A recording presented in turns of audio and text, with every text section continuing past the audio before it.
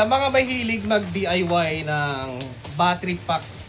So ito guys, tamang-tama. So metal case siya. At ang kaya siguro nitong i-accommodate pwede sa 24 volt or 48 volt.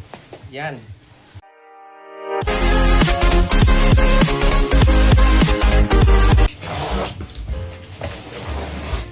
Yun nga lang kasi mga lodi, wala tayong pwedeng i-DIY na battery.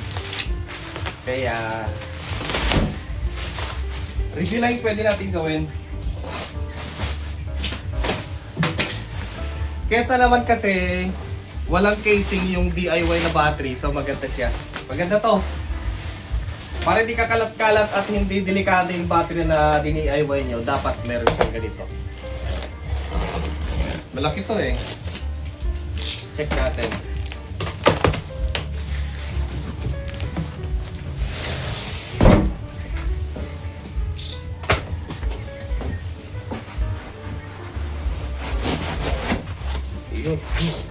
Okay sana to kung meron na siyang kasamang battery.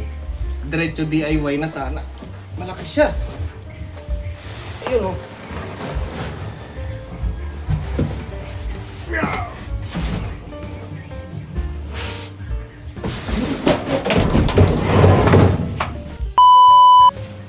Ang laki ng foam niya oh. Ang laki ng box. Ang laki ng casing oh. Yeah!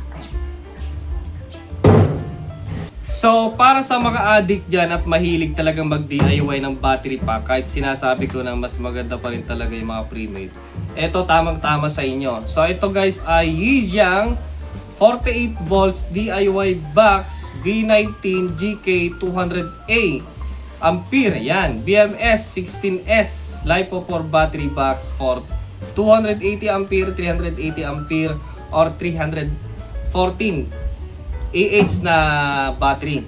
Okay. So, yun yung mga support niya. Tapos, eto kasi guys, ang maganda dito kasi, hindi mo na kailangan magbutas-butas, hindi mo na kailangan maglagay ng kung ano-ano mga tornilyohan kasi nakatapat-tapat na kung sakaling bibili kayo ng BMS na dapat dito. Hindi kayo na mahirapan. So, ang price nito guys, pangunahan ko na kayo. Check natin. So, kung itong box lang guys, ang price nito ay nasa 15,693 pesos. Box lang. Itong metal case lang. Grabe, laki niya guys, oh. Sukatin natin para may idea kayo sa kanyang size. So, yung lapad niya guys ay nasa 17/1/4. And yung kanyang haba naman ay nasa 29 inches. Tapos yung kanyang kapal kasi nga supported ito ng 314 AH, 10 inches. Laki.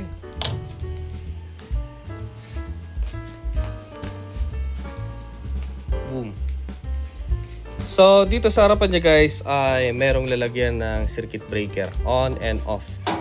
Tapos dito naman yung kanyang terminal port or output. Yan. Negative at positive. Yung kanyang BMS switch. So maliban sa kanyang output na circuit breaker, meron pa siyang on and off para sa kanyang BMS. Then meron siyang lalagyan ng display dito. So siguro supported din dito yung yung touchscreen ni GK. Kasi nga yung BMS ito ay GK BMS. And dito sa baba niya ay yung kanyang reset button siguro ito. Tapos yung kanyang deep switch siguro. Maybe. ADD tapos yung dry contact, RS communication, input output. Ayan, then run and alarm. Tapos yung kanyang LED para sa kanyang SOC sa battery. Yun o. Tapos dito yung kanyang ground wire or ground contact. Ayan, dyan natin lalagyan ng ground para hindi tayo makuryente. Then, dito sa side ay yung kanyang mga hawakan. Made of metal din lang. Then, meron siyang lock kasi pwede siyang pagpatungin. Kung sakaling 2, 3, 4, 5 ang gagawin yung battery, pwede siya. So, meron siyang butas dito guys na tapat yung paa niya. So, pag pinatong natin dito, hindi siya gagalaw. Tapos, meron pa siyang lock. Ayan o. Okay, so 4 yung kanyang hawakan. Kasi kung may battery na to, may laman na, tiyak, hindi mabubuhat ng 2 to. Sigurado 4 ang mabubuhat dito kasi napakabigat niyan. Ngayon pa lang na shell siya, malamang ito nasa 15 kilos, mahigit. Sobra ang bigat.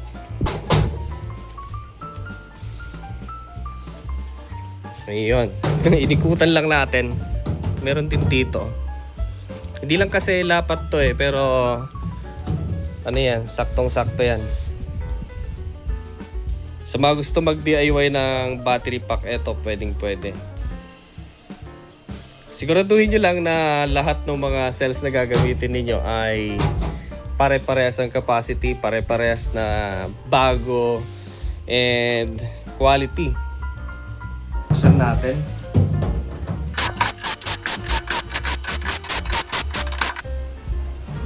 So ayun siya guys. So,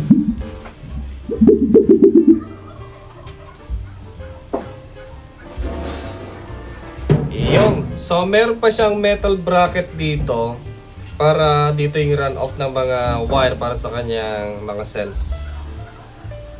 Okay, dito yung lalagyan ng BMS. So dito guys ay meron pa siyang metal runway para sa kanyang mga wire sa bawat cells papunta sa kanyang BMS, kasi dito yung lalagyan ng kanyang BMS. Kumpleto. Ayan o, meron ng lalagyan dito. Basta sundin nyo lang yung talagang naka-indicate dito na BMS. Ayun o. 2. And pinturado na rin siya guys. Wala na rin kayong pangamba na kakalawangin siya kung sakaling ito yung gagamitin ninyo. Subukan natin tanggalin to.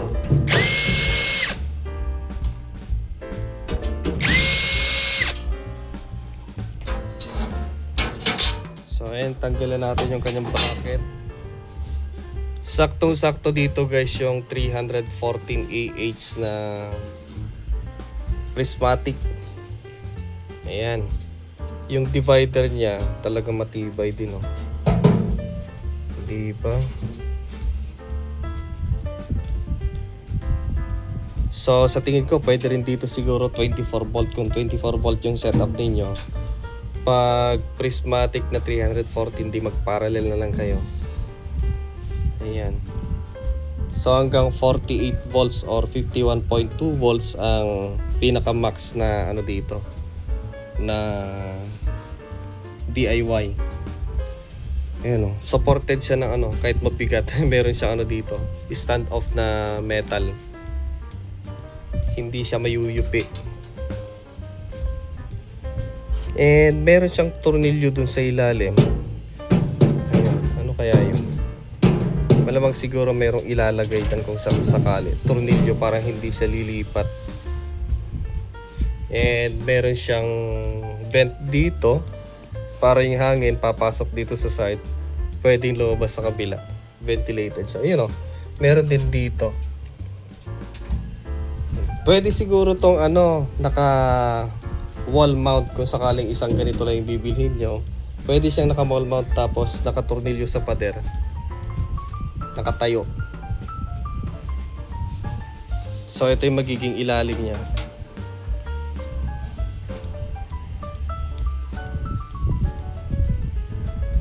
So pag nilagay nyo yung battery dito, well ventilated siya from dito sa taas. Sa side, well ventilated kasi meron siya tatakbuhan ng hangin, oh. Sa ilalim, meron din. Ayan, oh. Well ventilated. Tapos dito sa gitna, ventilated din siya.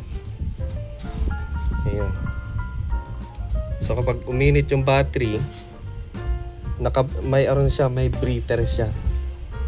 So ayan mga adik, para sa mga gustong bumili ng ganitong klaseng metal case para sa inyong mga DIY battery pack. Ayan, tamang-tama para sa mga makukulit at malilikot ang kamay na mga DIYer dyan. So tamang-tama ito. Pangmalakasan. Okay? Ayan, tamang-tama ngayon kasi usong-uso ang pagsasolar. Ayan, sa mga gustong mag-DIY.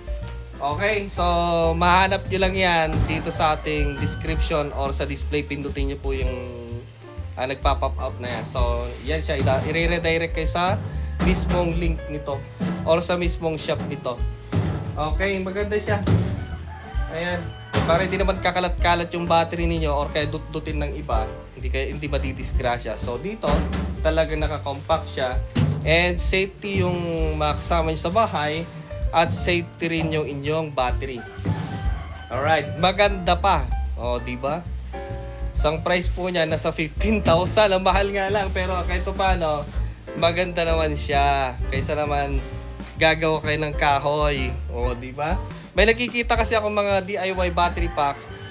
Plywood yung ginagamit so ang laki ng kinakaing space. So pag ganito, at least professional, o, di ba? Okay, so maraming salamat sa inyong panonood sa ating review. See you next time.